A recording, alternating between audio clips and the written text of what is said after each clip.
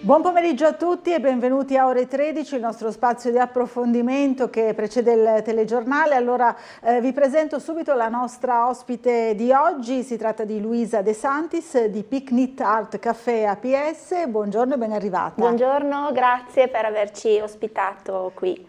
Allora, ci vuole un fiore per, lo vediamo già nel titolo di questa parte della trasmissione. Allora, ci vuole un fiore per sognare, amare, curare, sperare e guarire.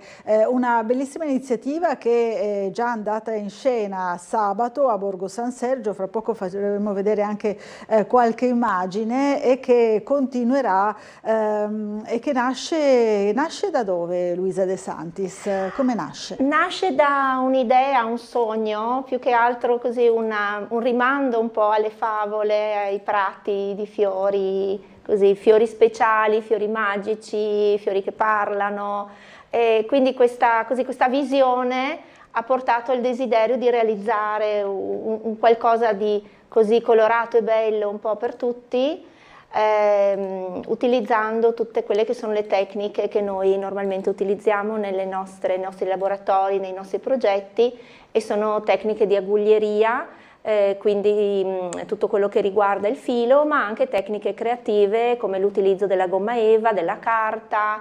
Qui ho portato anche un po' di esempi che poi vi farò vedere con i nettapipe. Ecco, intanto stiamo vedendo invece delle Sì. bellissime realizzazioni in un bel prato fiorito. Sì, allora queste immagini si riferiscono a quanto è accaduto sabato scorso al giardino di Borgo San Sergio.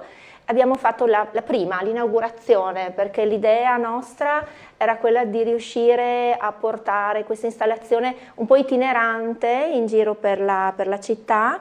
E lo scopo però non è solo esercizio, diciamo, di manualità creativa, di tecniche, lo stare insieme, quindi anche l'aggregazione sociale, che in realtà è la nostra vocazione come associazione, ma finalizzare il tutto a uno scopo benefico. E ci tengo a sottolineare, sono particolarmente orgogliosa di questo, tutti i nostri progetti creativi ormai dal 2014 in realtà, fino ad oggi, quindi siamo 10 anni di lavoro e di progetti. Tutti i nostri progetti sono sempre stati finalizzati a scopo benefico, ecco. E quindi questa è una cosa che ci rende particolarmente orgogliose. In questo caso tutti questi bei fiori che vedete sono stati realizzati da realtà di tutta Italia e non solo di Trieste. Di Trieste hanno partecipato tantissime creative, tantissime appassionate, amiche, gruppi di amiche, altre associazioni, negozi, ma anche e soprattutto ricreatori, scuole per l'infanzia, e in questo caso di Trieste la casa di riposo ITIS. Ecco. Sono state più di 30 le signore, un uomo anche, uno solo. Adesso facciamo vedere anche le immagini, sì, delle signore all'opera. Ecco. C'era anche un uomo, dice. Sì, appunto, sì, c'è anche un uomo. La maggioranza è fatta da donne. Assolutamente però. Sì, più di 30 signore che si sono messe all'opera nel corso degli ultimi 6 mesi più o meno, e hanno realizzato la bellezza di quasi 300 fiori. 300 fiori, 300 proprio fiori. Per questa bella iniziativa che non si esaurisce nel sabato scorso, no? Poi ne parliamo. Infatti, qui ho un piccolo esempio, insomma, ho portato un campioncino di quello che hanno fatto. E qui insomma, la telecamera, se vuole proprio far vedere da questa parte, guardi, ecco, guardateli. Eccola qui. Ecco, perfetto. Sì, scusate. Bellissimi, un bellissimi, piccolo esempio, ecco, di quello che le signore sono state capaci di fare. Hanno lavorato tantissimo anche con il filo, con i tessuti, come vedete. Sì, stavo dicendo, questa iniziativa che noi abbiamo portato per la città di Trieste ha l'appoggio assolutamente necessario di altre associazioni, che sono 2 associazioni che poi gestiscono la vera e propria raccolta fondi, e a cui vanno tutti i proventi ovviamente di questa raccolta fondi, che sono ABC Burlo di Trieste e Le Petit Port di Pordenone. credo che le due associazioni non hanno bisogno di presentazioni, soprattutto ABC Burlo qui a Trieste, sicuramente. Ecco, si occupano di bambini ospedalizzati, e nel caso delle Petite Porte spendo due parole in più perché hanno questa vocazione al esaudire i desideri. Quindi questi bambini con problematiche di salute molto grosse e vedono esaudito qualche desiderio speciale, particolare. Ecco. È vero, qui vediamo anche l'uomo, l'unico uomo che ha contribuito, signor Mario. il signor Mario, che ha contribuito insieme alle altre, una trentina, insomma abbiamo capito, no, di signore, a realizzare questi bellissimi fiori che poi sono stati esposti in un vero e proprio giardino improvvisato al giardino di Borgo San Sergio, e che costituiranno anche le prossime tappe, no, di questa iniziativa. Esattamente, noi abbiamo altri appuntamenti di sabato in sabato e li posso elencare. Il primo, sabato prossimo, saremo al giardino Muzio dei Tommasini, quindi il nostro giardino pubblico, al centro proprio del giardino dove ci sono le statue, insomma, della Anita Pittoni, ecco, Fonda Savio, quindi saremo lì. Poi il sabato successivo ancora saremo al giardino di Villa Bazzoni, quindi andiamo in un giardino un po' più piccolo. A San Vito, quindi? Sì, Rione di San Vito. E una cosa molto speciale che succederà dopo, a partire dal 15 di giugno, saremo ospiti del mercato coperto di Trieste. E chi ha qualche anno in più, come me, forse si ricorda che nell'area della salita elicoidale, quindi quell'area circolare che si trova proprio all'ingresso sulla destra del mercato coperto, una volta c'erano le fioraie. E quindi noi occuperemo questo spazio con i nostri fiori creativi e sempre con la nostra raccolta fondi.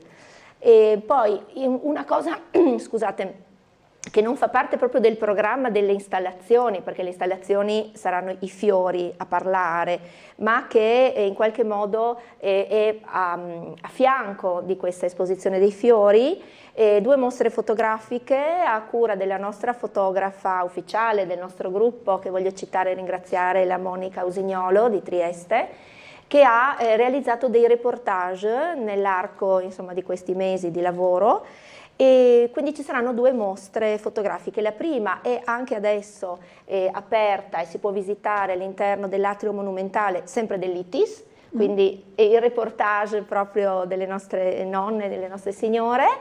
E la seconda mostra è dal 3 al 29 di giugno presso la saletta al piano superiore di Sircelli in Piazza dell'Ospedale, che ospiterà questa mostra, che ci aiuterà anche a divulgare ancora di più, insomma, questo progetto, a portare le persone a venire a godere, insomma, a livello estetico, ma anche, volendo, a cogliere uno o più di questi fiori e portarli appunto a casa e lasciare una piccola offerta, piccola o grande offerta alle due associazioni. Limiti e appunto ricordiamolo ancora una volta, queste offerte vanno poi gestite autonomamente, no? A livello di donazioni ad ABC Burlo, quindi l'associazione che si occupa dei bambini chirurgici, lo sapete, del Burlo Garofalo di Trieste, e poi anche le Petite Porte di Pordenone, che appunto si occupa proprio di realizzare i sogni di questi bambini che hanno questi gravi problemi di salute. È proprio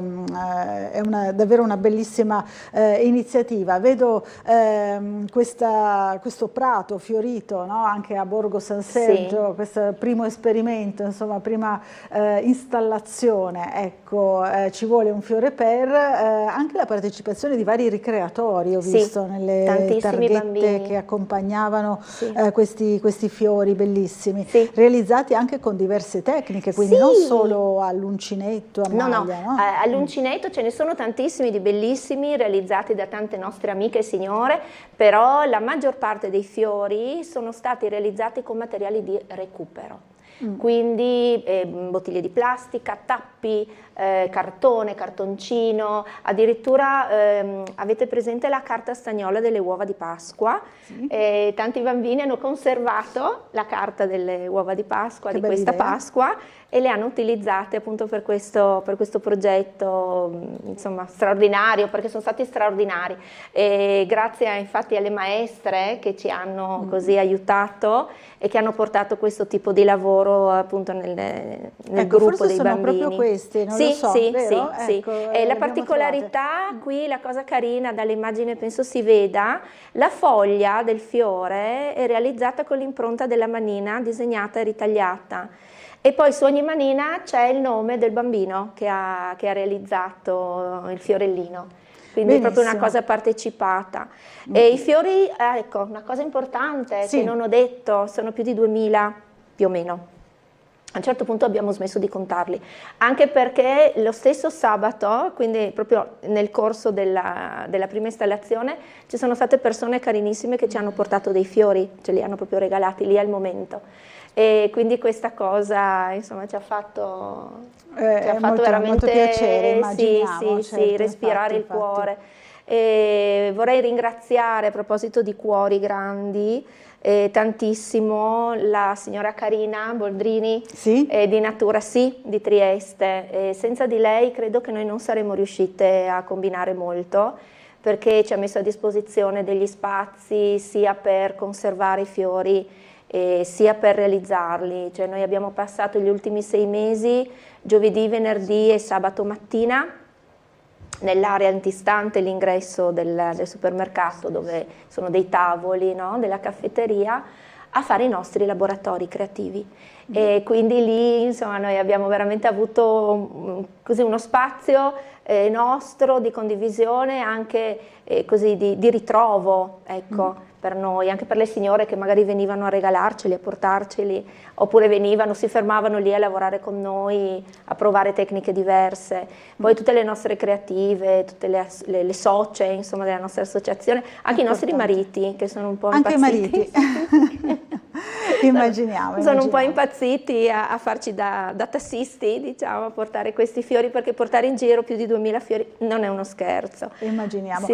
Fra l'altro, insomma, anche questi fiori, no, che ha portato oggi in studio, anche quello che indossa. Sì, questo è giusto così per far vedere che si può fare insomma un po' di tutto, anche perché noi i fiori ovviamente li abbiamo tutti messi su uno stelo in plastica, così riciclata, le bacchette di legno dei giardini, però perché pensavamo appunto al discorso, facciamo le aiuole, no? Però ho sentito anche un po' di idee di persone che hanno preso dei fiori, poi le vogliono fare altre cose, si può fare anche una cosa un po' matta così, ma mi pareva carino. È sicuramente molto carino, abbiamo visto nel video anche delle bellissime rose, mi sembrano vere, addirittura altri fiori, insomma, glicine, insomma, vari... E sono sbizzarriti. E fiori di fantasia, tantissimi. Fiori di fantasia, anche questi, insomma, creati proprio appositamente per l'iniziativa. Allora, ricordiamo ancora una volta, quindi l'iniziativa l'abbiamo già vista, la stiamo vedendo proprio in questa immagine al Giardino di Borgo San Sergio, ma il 1° giugno, sempre dalle 10 alle 18, no, come installazione, sarà al Giardino Pubblico De Tomasini. Poi al parco di Villa Bazzoni invece l'8 giugno, ancora una volta dalle 10 alle 18, e poi questa bella iniziativa invece al mercato coperto dal 15 al 29 giugno. Sì, al 29, sulla grafica noi abbiamo scritto 30, perché non ci siamo rese conto che il 30 in realtà è una domenica. È una domenica, quindi prese da questa cosa. Ecco. Chiaro, quindi comunque, eccetto la domenica in cui è chiuso, ci sono, potete trovare insomma queste bellissime realizzazioni, ciascuno può appunto scegliere, no, liberamente, e portarselo a casa e lasciare una donazione appunto per queste 2 meritorie associazioni che si occupano dei bambini che hanno problemi di salute. Quindi installazione artistica che non è la prima, no, di questo tipo, forse sì, però avete fatto varie cose, tra coperte giganti, altre cose, insomma vi ricordiamo anche per altre realizzazioni, no? In varie occasioni. No? Sì, noi cerchiamo sempre di avere delle idee creative, nuove, innovative, e la cosa di cui andiamo molto orgogliose è che poi queste iniziative vengono un po' ripetute anche da altre associazioni, no? Vedono le nostre realizzazioni e dicono bello, lo vogliamo fare anche noi, quindi per noi è una cosa ancora più bella, ancora più gioiosa. Ecco, ringrazio tutte. Ecco, per invece rivolgersi a voi come proprio volontarie, sì, appunto si può fare, no? Assolutamente sì. Allora, chi ha piacere può raggiungerci in queste location nei vari sabati che abbiamo detto, presentarsi, e noi prendiamo ovviamente i contatti e poi le contattiamo dando gli appuntamenti, quando facciamo i laboratori, dando le informazioni. Oppure volendo si può scrivere una mail, noi abbiamo un indirizzo email, picnicartcaffè@gmail.com. Sappiamo che il nome è un po' difficile. È difficile perché non difficile. È picnic come verrebbe, no. Ma è Picnic con la K, che in inglese vuol dire la maglia, no? Il lavoro a maglia. Tutto nasce dal fatto che prima di fondare l'associazione noi facevamo dei picnic, in cui invece di mangiare ci portavamo da sferruzzare. Ecco, e quindi da questa iniziativa privata tutta vostra insomma, è nata una bella iniziativa invece di grande solidarietà. Ci vuole un fiore per, quindi gli appuntamenti 1° giugno, 8 giugno e poi dal 15 al 29 giugno al mercato coperto. Grazie a Luisa De Santis per essere stata con noi, e poi tornerà a trovarci per raccontarci come sarà andata insomma, la manifestazione. Molto volentieri, grazie mille dello spazio. Grazie a lei, e allora noi ci fermiamo per un po' di pubblicità.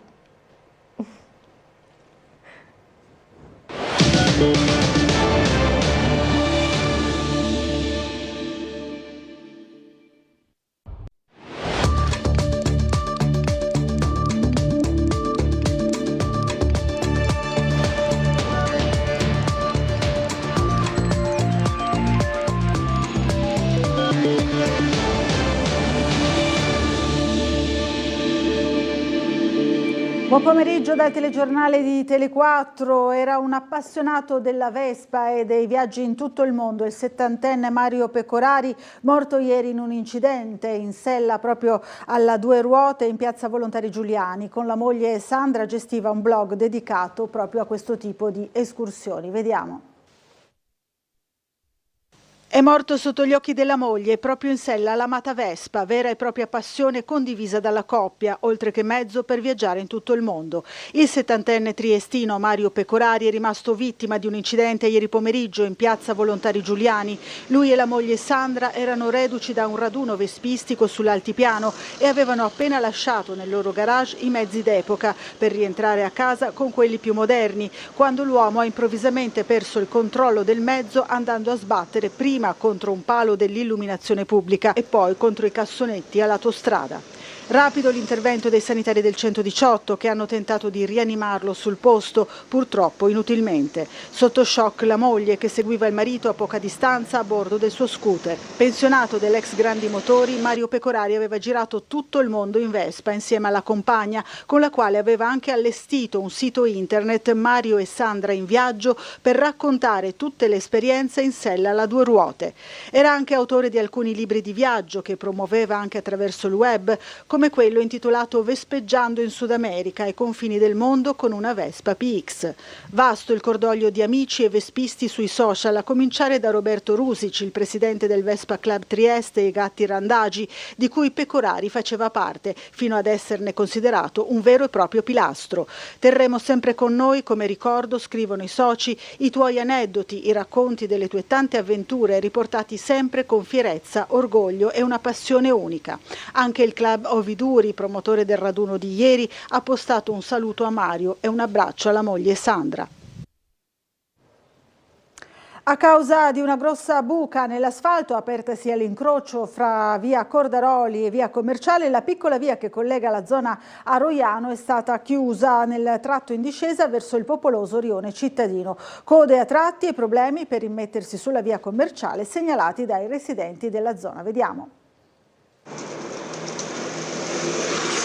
Un buco proprio all'inizio o alla fine, dipende da dove si prende la via, di via Cordaroli. Guardate, un buco sull'asfalto anche abbastanza grande, il manto stradale ha ceduto sotto il peso dei tanti passaggi, dei veicoli credo, e si è prodotto questo buco che fa vedere anche appunto bene l'interno, è proprio collassato l'asfalto e si è ammucchiato sotto. Via Cordaroli è stata chiusa in ingresso, certo che però qua ci sono anche i frontisti che ovviamente devono poter tornare a casa e quindi si congestiona un po' il traffico in questa zona, soprattutto quando una persona deve passare, anche perché qualcuno, nonostante questo ingresso verso la discesa di via Cordaroli sia chiuso, passa lo stesso perché magari deve andare a casa sua. In realtà scendendo via Cordaroli, per intenderci e per capirci, si arriva a Roiano, quindi è una direttrice non fondamentale, però sicuramente importante per arrivare in tempi brevi da Roiano a via Commerciale. Vedete, le macchine devono fare molta attenzione prima di mettersi nella viabilità perché insomma c'è un leggero restringimento della carreggiata a causa dei cartelli e dei pannelli messi dagli operai, logicamente un pochino c'è, ripetiamo, non è un disagio così importante da pregiudicare la viabilità, però insomma rallentamenti al traffico un pochino si segnalano. E proprio a proposito di viabilità, ci colleghiamo ora con la sala operativa della Polizia Locale, abbiamo al telefono il commissario De Grassi, buongiorno. Sì, buongiorno Bucarella e lei tutti i telespettatori. Allora, qual è la situazione? Le chiedo subito e quali sono le segnalazioni. No, diciamo situazione relativamente tranquilla, comunque come ogni lunedì abbiamo avuto una mattinata movimentata, diverse telefonate, molte chiamate per lavori, rimozioni o cose del genere. Per quanto riguarda infortunistica stradale abbiamo rilevato 3 incidenti al momento, di cui uno con ferito lieve fortunatamente. Ci è stato segnalato poco fa un altro incidente solo danni autoscooter in piazza della Borsa, ma ho guardato con la telecamera in dotazione, non vedo niente che vada a intralciare la viabilità, probabilmente se è ancora in essere si saranno messi magari sotto. E perciò si transita tranquillamente. Da segnalare 2 presidi in piazza Unità dalle 17 in poi, che non dovrebbero comunque interessare diciamo, la carreggiata. Certo. Poi ci sono dei lavori di rifacimento in via Bazzoni dal 7 al 9, ambo i lati, rifacimento marciapiedi, attenzione ci sono dei divieti di sosta. In via Giulia 28 c'è uno scavo urgente a Cegas, anche lì divieti, un restringimento di carreggiata, perciò attenzione in zona. E mi dicono che via Moncogliano anche lavori con divieti e chiusure in orario lavorativo, via Moncogliano è nell'abitato di Barcoglia.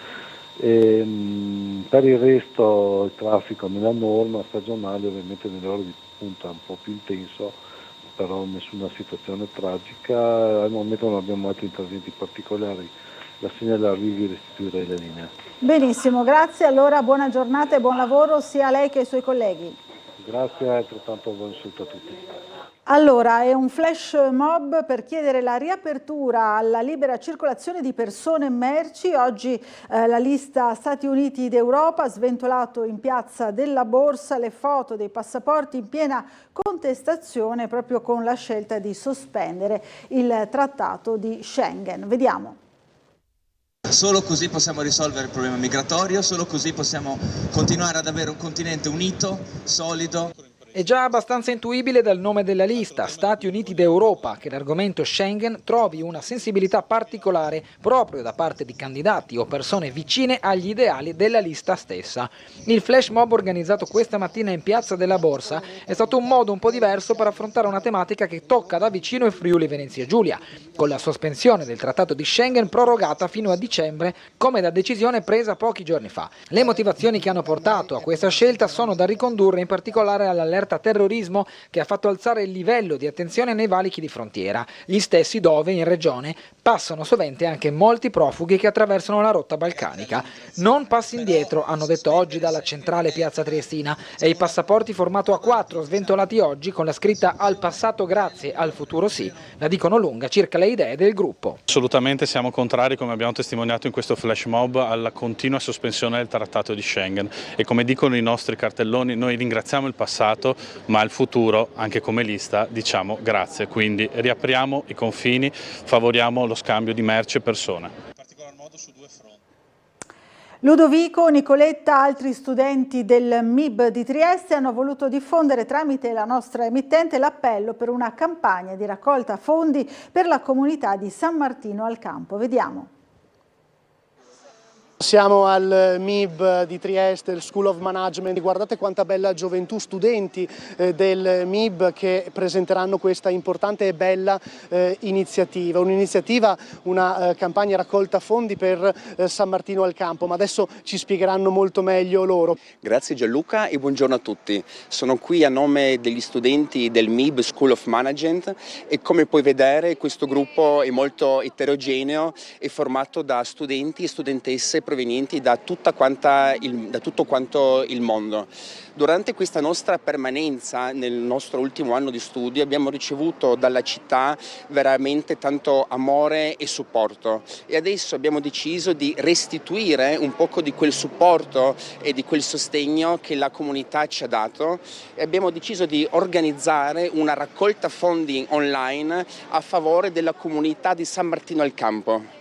Abbiamo aperto questa raccolta fondi sulla piattaforma GoFundMe, dove è possibile collegarsi, effettuare una libera donazione in tutta quanta sicurezza, essendo sicuri che i fondi raccolti arriveranno direttamente sul conto corrente della comunità. Ci tengo a precisare, per chi non potesse collegarsi online e fare una donazione, è possibile anche andare direttamente in piazza Oberdan presso il Bar Tivoli ed effettuare la propria preziosa donazione anche in loco. E parallelamente a questa nostra iniziativa abbiamo anche organizzato una raccolta di vestiti e di generi di prima necessità, ma di questa interessante iniziativa te ne parlerà adesso la mia compagna di corso Nicoletta. Domani, dopodomani e giovedì presso l'Università di Trieste in sede centrale ci troverete per raccogliere appunto vestiti, principalmente vestiti da uomo di taglia media, L, cibo, possibilmente cibo non fatto in casa, cibo che non richieda refrigerazione, quindi cibo che possa essere conservato facilmente e beni di prima necessità che possono andare dai rasoi alla schiuma da barba, ai deodoranti. Quindi vi invitiamo a venire nei prossimi 3 giorni dalle 9 alle 12 nel porticato tra gli edifici C4 e C6 della sede centrale dell'università. E proprio in questi minuti ci è giunta notizia che proprio dopo il nostro servizio in cui avete sentito gli stessi studenti promuovere questa bella iniziativa sono arrivate nuove donazioni in questa campagna di raccolta fondi per la comunità di San Martino al Campo. Ora torniamo alla campagna elettorale in vista delle prossime europee. Oggi avevamo ospite in studio per quanto riguarda il partito Azione Siamo Europei, Mario Raffaelli. Vediamo un estratto. Togliere il diritto di veto, perché il diritto di veto da solo può bloccare le decisioni, basta un solo paese per farlo, nelle materie importanti. In altre materie c'è un voto ponderato, ma nelle materie importanti tipo gli esteri, tipo toglierlo. Secondo, quando ci sono delle necessità di non perdere tempo, perché l'Europa a 27 non è più l'Europa né a 7 né a 12 del passato. Mettere insieme 27 pareri è molto complicato e delle volte gli interessi sono talmente diversi che non si può fare. Bisogna riscoprire l'idea di cui si parla tante volte dell'Europa a più velocità o a cerchi concentrici. È possibile già oggi senza cambiare i trattati, perché c'è un articolo dei regolamenti attuali che prevede le cosiddette cooperazioni rafforzate e quindi la possibilità che se almeno 9 paesi concordano su un certo obiettivo, quell'obiettivo possono portarlo avanti, ovviamente non obbligando gli altri a seguirli, ma hanno la libertà di farlo, e anche questo è un altro strumento da attivare. Quindi credo che il primo passo sia renderla più efficace, oltre che meno burocratica, eccetera, eccetera, per essere quel soggetto di cui c'è bisogno oggi. Se va avanti questa situazione dove guerre irrisolte, crisi economiche che continuano dal 2007, pandemie, e può anche succedere che se l'Europa non fa un passo avanti, non diventa più efficiente, non si integra maggiormente, non si dota di quelle cose che ho detto, possa tornare indietro a situazioni dove i meccanismi che abbiamo inventato per mantenerci in pace non bastano più. Ora ci fermiamo per una breve pausa pubblicitaria, restate con noi.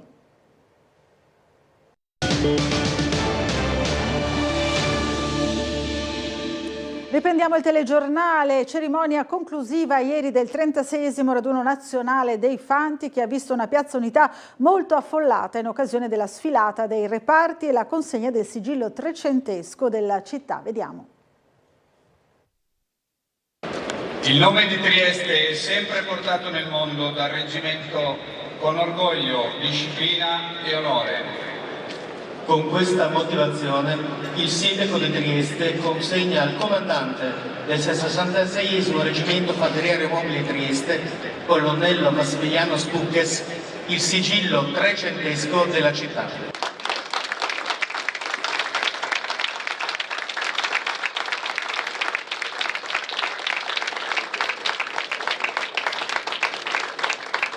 Con la consegna del sigillo trecentesco della città di Trieste da parte del sindaco di piazza, il capoluogo regionale rende omaggio al Corpo dei Fanti nell'occasione del 36esimo raduno nazionale, incominciato venerdì e che vede proprio oggi la sua giornata conclusiva.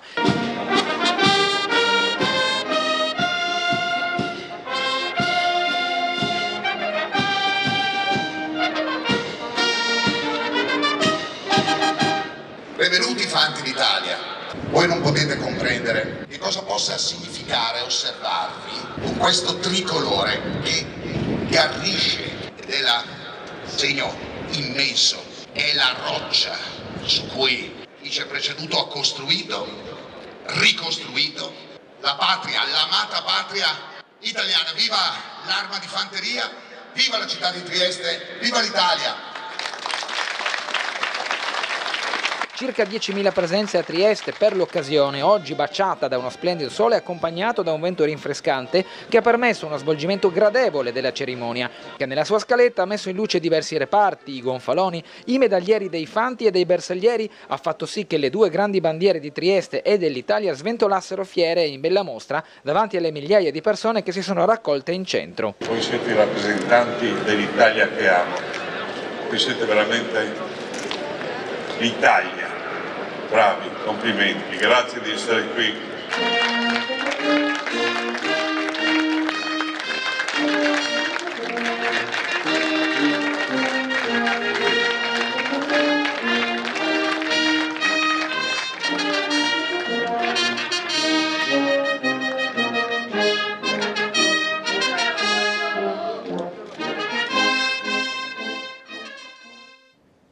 Passiamo allo sport, questa sera al caffè dello sport dalle 21:10, Giancarlo Ferrero, ala della Pallacanestro Trieste, Roberto De Grassi, capo sport del Piccolo, Marco Carra, capitano storico della Pallacanestro Trieste, Francesco Freni, giornalista Sport in the City, saranno gli ospiti di Marco Stabile. Poi alle 22:15 Rai Petronio, attaccante della Pallanuoto Trieste, Andrea Brazzatti, DG della Pallanuoto Trieste, sempre per quanto riguarda gli ospiti della trasmissione di questo lunedì condotta appunto da Marco Stabile. Il centro della Pallacanestro Trieste, Francesco Candussi, al termine della sfida playoff vinta in casa contro Forlì, ha analizzato gli ultimi 6 mesi della sua squadra parlando del grande sforzo d'adattamento in virtù dell'assenza di Reyes. Vediamo. Vorrei fare un commento su come ho vissuto gli ultimi 6 mesi, perché dopo che abbiamo iniziato con la squadra benissimo, secondo me, al giorno d'andata, l'infortunio di Justin ha cambiato molto a livello di dinamiche e di risultati, soprattutto perché sappiamo il valore di Justin Reyes e il peso che lui ha in questa squadra, E abbiamo fatto, come giustamente ha detto Michael, abbiamo seguito un processo. Anche quando sono fioccate le critiche, abbiamo avuto delle critiche anche aspre, quasi fastidiose, la squadra è sempre rimasta sul pezzo, ha sempre creduto in questo processo. Quindi secondo me questa vittoria di questa serie, ma anche quella prima, è la dimostrazione che il processo e il lavoro alla fine dei conti, cioè alla fine della fiera paga. Non abbiamo ancora fatto niente, giustamente Mike dice abbiamo ancora 3 partite, però l'adattamento tecnico e mentale che abbiamo avuto in questi mesi senza Justin, passando attraverso momenti difficili, anche difficili dal punto di vista emotivo, emozionale, perché essere criticati è sempre complicato, difficile, perché poi la critica può essere una volta costruttiva, una volta si esagera qualche volta, si è anche esagerato tante volte, almeno per come abbiamo vissuta noi giocatori, anche perché noi non è che saremmo andati in campo senza voglia di dimostrare di vincere. Abbiamo patito un cambiamento e i cambiamenti sono sempre complicati. La squadra mi ha chiesto e ha chiesto anche a Justin di cambiare ruolo. È rientrato, gioca da esterno, io gioco da 4 insieme a Giovanni e secondo me questo è il nostro valore aggiunto. Però per arrivare qua abbiamo avuto dei mesi molto complicati. E sono state ufficializzate le date delle gare della serie di finale promozione per quanto riguarda appunto la pallacanestro Trieste. Si giocheranno martedì 4 giugno gara 1 e giovedì 6 giugno gara 2. Entrambe a Cantù, mentre lunedì 10 giugno sarà gara 3 a Trieste, poi mercoledì 12 giugno sempre a Trieste gara 4, eventuale gara 4, l'eventuale gara 5 sabato 15 giugno. Quindi inizierà martedì 4 giugno ad Esio la serie di finale promozione fra pallacanestro Cantù e pallacanestro Trieste. Allora facciamo il punto con Marco Stabile sull'avversaria che sfiderà i biancorossi per riconquistare la A1. Trieste contro Cantù, 2 piazze storiche della pallaspicchi italiana, si contenderanno la Serie A1. Nell'altra finale le pronosticatissime Trapani e Fortitudo Bologna. Si parte martedì 4 ad Esio per una sfida che vede opposte la seconda forza del girone verde alla quinta del girone rosso. Difficile riferimento alla gara persa il 17 febbraio senza Reyes in campo. I canturini hanno chiuso la regular season con un record di 17 vittorie e 5 sconfitte, arrivando poi in finale battendo per 3-1 prima Cividale e poi Udine, quest'ultima sconfitta al supplementare in una gara all'ultimo respiro. Insomma, percorso più sofferto ai playoff per gli uomini di Davis Cagnardi, che hanno però trovato 2 squadre probabilmente più in forma rispetto a Torino e Forlì, con cui i biancorossi hanno fatto però un percorso netto condito da 4 vittorie in trasferta. A guidare la squadra, che vede come DS Fabrizio Frates, c'è il play, ma forse sarebbe meglio dire combo guard, Anthony Hickey, un folletto di 1,80 m, capace di costruire per sé e per la squadra, l'anno scorso protagonista anche in Europe Cup, che viaggia ad oltre 14 punti e 4,6 assist a partita. Accanto a lui c'è Riccardo Moraschini, sogno del mercato di metà stagione anche per i biancorossi, che oltre ai 10 punti garantisce difesa, solidità fisica e esperienza ai massimi livelli. A completare gli esterni in quintetto l'ala serba di formazione italiana Stefan Nikolic, 2,3 m e quasi 10 punti a gara, mentre l'ottimo Lorenzo Bucarelli, guardia di quasi 2 metri, esce dalla panchina. Fornitissimo il pacchetto lunghi, dal centro puro Christian Burns, con passato anche in nazionale, all'eccellente Baldi Rossi, realizzatore da oltre 14 punti, conditi da 6,6 rimbalzi, sino al verticale Solomon Young, 13 punti e quasi 5 rimbalzi a gara. Una squadra con taglia fisica pari, se non superiore a Trieste, e grande muscolarità. Non ci sarà quindi il vantaggio sotto le planche che i biancorossi hanno potuto vantare nelle 2 precedenti serie playoff. Piuttosto risulta evidente che se sugli esterni l'apertura all'area avversaria potrebbe mettere in difficoltà i nostri piccoli, nel ruolo di Reyes, ovviamente schierato da ala piccola, sarebbe difficile trovare un canturino in grado di inseguirlo in movimento. Andando alle altre chiavi e tenendo come assodato il rendimento di uomini come Ruziere e Brooks, e chiaramente Filloy, l'uomo che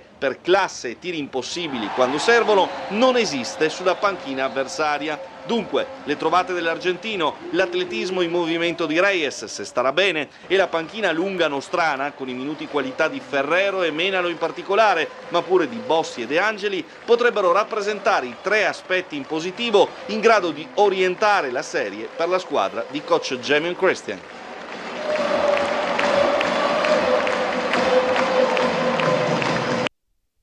E si è chiusa all'8° posto la stagione della Serie A1 maschile della Pallanuoto Trieste, che ieri ha perso contro il Telimar Palermo alla Bruno Bianchi. È stata anche l'ultima partita dell'allenatore della squadra triestina, Daniele Bettini. Vediamo.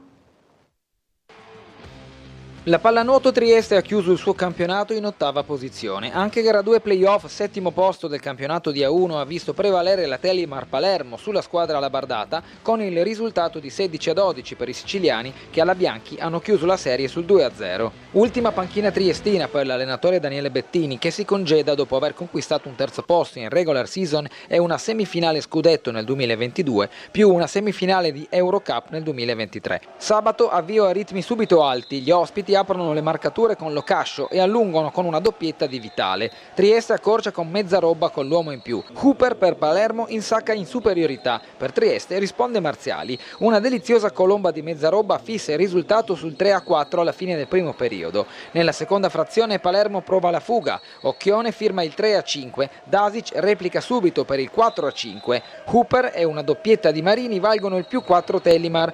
Punti ad altalena con Giorgetti e Ludico, che rispondono a Podgornik e Petronio. Mladosic colpisce dalla distanza per il 7-10 di metà match.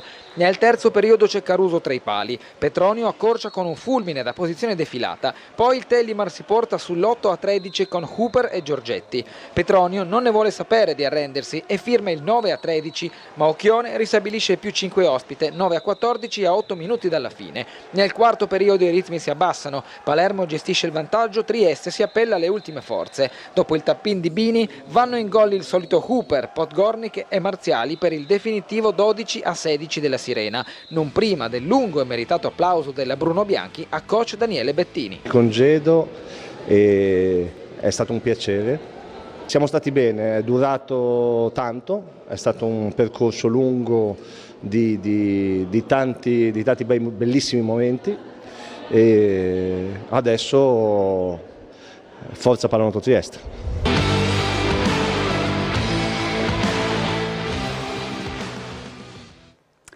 Allora, prima di chiudere diamo ancora una notizia. Il Comune di Trieste ha sospeso i controlli di velocità effettuati con gli autovelox in applicazione di una sentenza della Corte di Cassazione che vieta l'utilizzo in tutta Italia di queste apparecchiature se non omologate, benché le apparecchiature siano state regolarmente approvate dai ministeri competenti. Questa è la notizia dell'ultima ora. Grazie a tutti per averci seguito e buon proseguimento di giornata. Ci rivediamo questa sera alle 19:30.